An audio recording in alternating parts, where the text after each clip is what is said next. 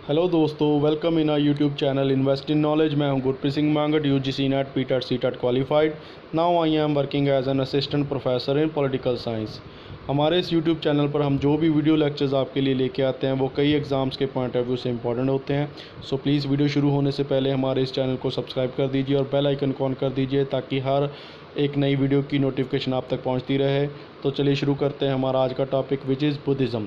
Buddhism UPSC pre mains और PCS और PPSC के पॉइंट ऑफ व्यू से काफ़ी इंपॉर्टेंट टॉपिक है, और जो स्टूडेंट्स मास्टर कैडर में एसएसटी की तैयारी कर रहे हैं उनके लिए भी ये वीडियो काफ़ी इंपॉर्टेंट होने वाली है। सो प्लीज़ हमारी इस वीडियो को शुरू से लेकर अंत तक देखिए।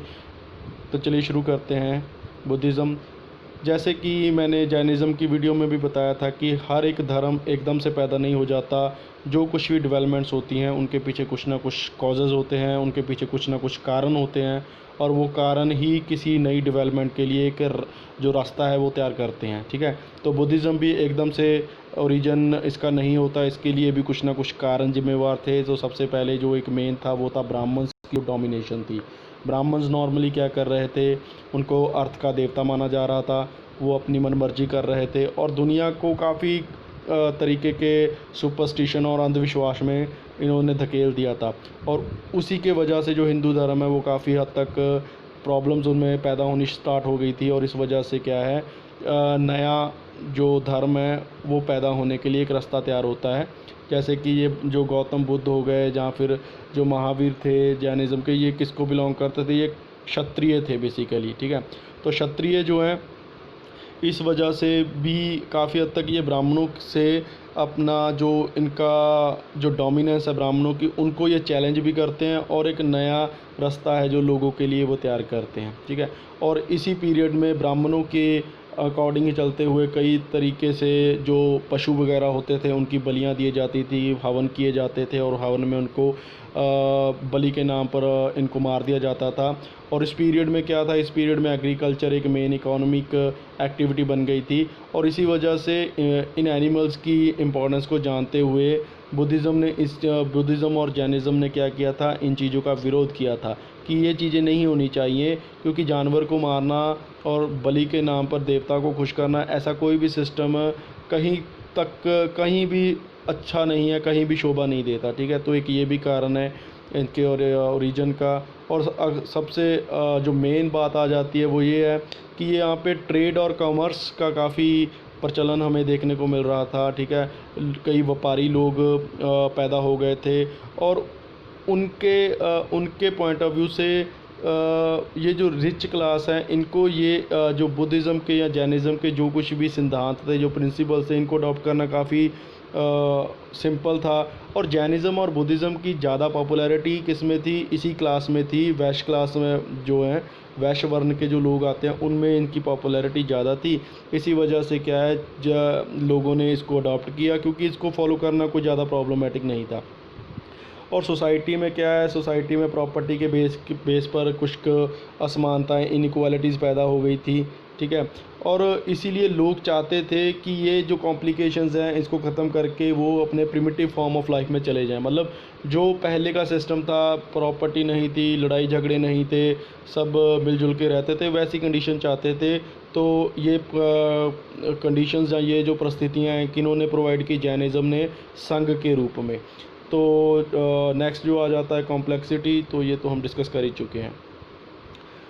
तो बुद्धिज़्म की अगर बात करें तो यहाँ पे ब्रीफ हिस्ट्री देख लेते हैं, ब्रीफ टाइम पीरियड देख लेते हैं। बुद्धा जो महावीर जो हमारे महात्मा बुद्ध हैं उनके लाइफ के बारे में।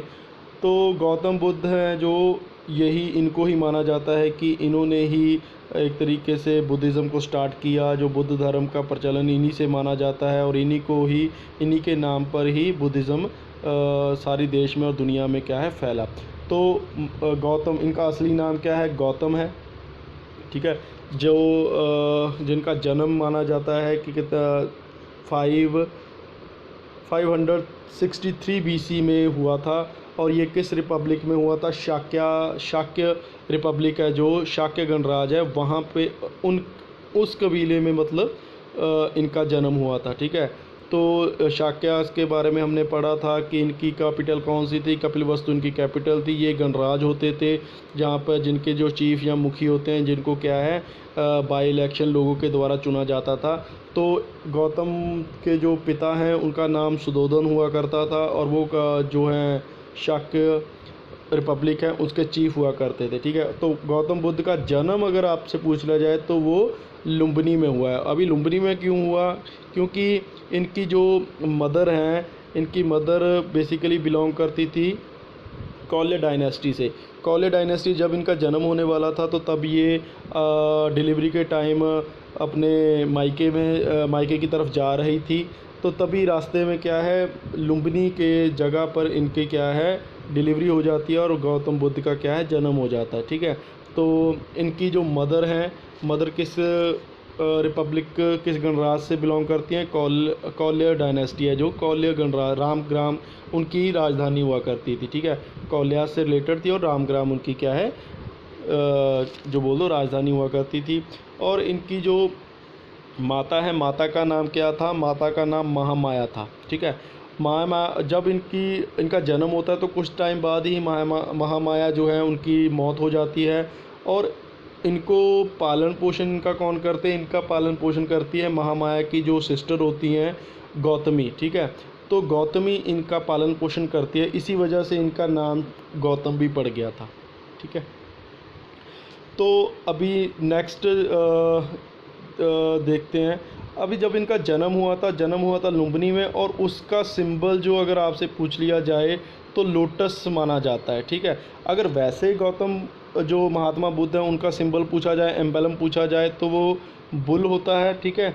लेकिन लोटस क्यों, लोटस मतलब कहा जाता है कि जब इनका जन्म होता है तो देन जो लुम्बिनी में आसपास क्या है कमल के जो फूल हैं वो क्या है अपने आप ही उगने स्टार्ट हो जाते हैं। मतलब एक तरीके से इनकी प्रेज़ में ये चीज़ें जोड़ दी गई होंगी या शायद हो भी गया होगा, हम वहाँ पे नहीं थे इसलिए हमें नहीं पता।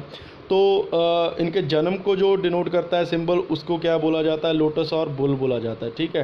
तो मोस्टली लोटस पर आपने फोकस करके चलना है। तो नेक्स्ट यहाँ पे जो इनका जो इनकी जो शादी है, शादी इनकी कर दी जाती है यशोधरा से और उनसे उनका बेटा एक पैदा होता है जिनका नाम ये रखते हैं राहुल, ठीक है। राहुल क्यों रखते हैं, क्योंकि बंधन मानते हैं ये मानते हैं कि एक तरीके का बंधन है जो इनके अकॉर्डिंग आगे मतलब जो इनको जो कुछ ये करना चाहते हैं उनके रास्ते में ये रुकावट है। तो जब ये 29 ईयर्स के होते हैं तब इनको कुछ 4 सच्चाइयों के बारे में पता चलता है, 4 दृश्य देखते हैं, 4 साइट्स देखते हैं जिनको ये 4 ट्रुथ्स भी बोल देते हैं, ठीक है। 4 नोबल ट्रुथ्स बोलते हैं जिनको ये देखते हैं। एक ओल्ड मैन को देखते हैं, एक डिजीज़्ड पर्सन को देखते हैं और एक जिसको हम बोलते हैं वो कि ये एक अर्थी देखते हैं, ठीक है, जो डेड पर्सन है, और ये एक देखते हैं एक साधु वगैरह को देखते हैं, ठीक है। तो सबसे पहले ये ओल्ड मैन को देखते हैं, वो काफ़ी हद तक प्रॉब्लम में होगा क्योंकि वो बुज़ुर्ग है, इस वजह से उसका जो कुछ भी रहन सहन है उसमें कुछ ना कुछ प्रॉब्लम ज़रूर होंगी। डिसीज़्ड पर्सन नॉर्मली हम देखते हैं कि वो दुख तकलीफ़ में होगा। एक डेड पर्सन वो क्या है इस दुनिया से चला गया है, उसमें कुछ भी तरीके की मूवमेंट नहीं देख रहे।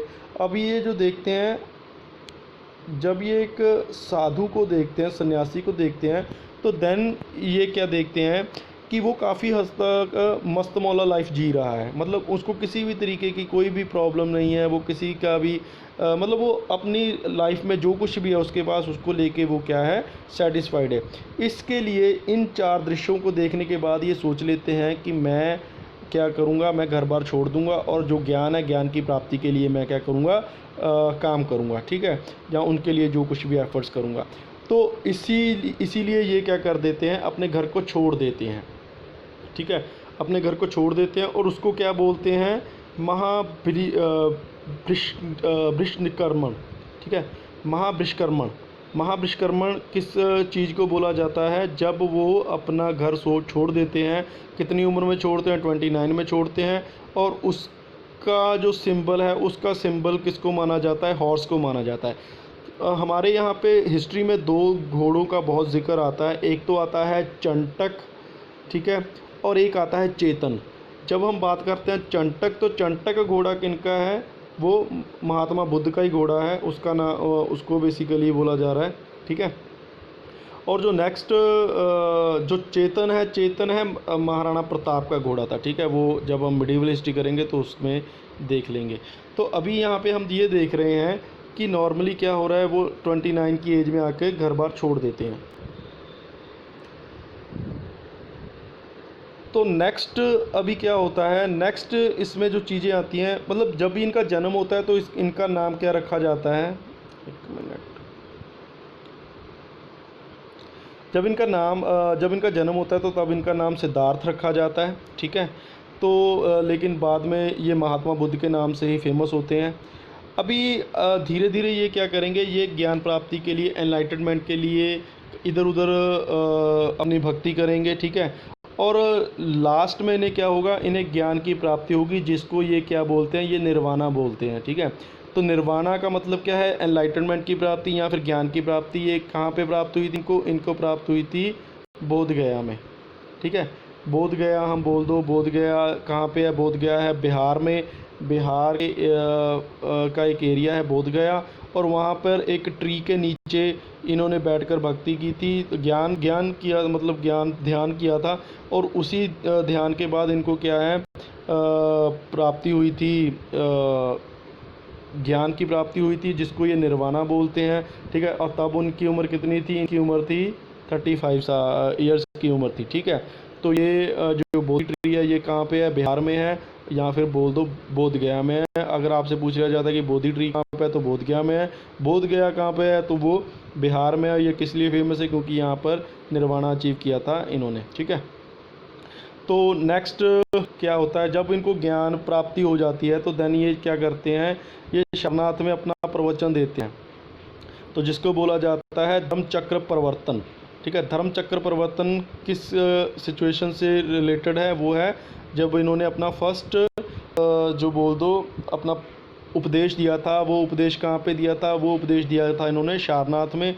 और इसी को, इसका जो सिंबल है, सिंबल क्या है इसका सिंबल है व्हील, जो एक तरीके से चक्र होता है, वो व्हील इसको डिनोट करता है, ठीक है। तो अंत में ये जो कुशीनगर है, जो कुशीनगर में क्या करते हैं, इनकी डेथ हो जाती है। इस डेथ के जो पीरियड है, जो डेथ को क्या बोलते हैं, जैनिज्म जो बुद्धिस्ट हैं वो बोलते हैं महापरिनिर्वाणा मतलब जहाँ पर इनकी मौत हो जाती है। और इसको कौन सा सिंबल डिनोट करता है, इसको डिनोट करता है स्तूपा, ठीक है। स्तूपा बेसिकली क्या है, एक तरीके का एक इमारत सी होती है जो ऊपर से माउंटेन के जैसे बनाई गई होती है, ठीक है। और इसमें क्या है, महात्मा बुद्ध से रिलेटेड जो भी चीज़ें इनको रखा जाता है, ठीक है।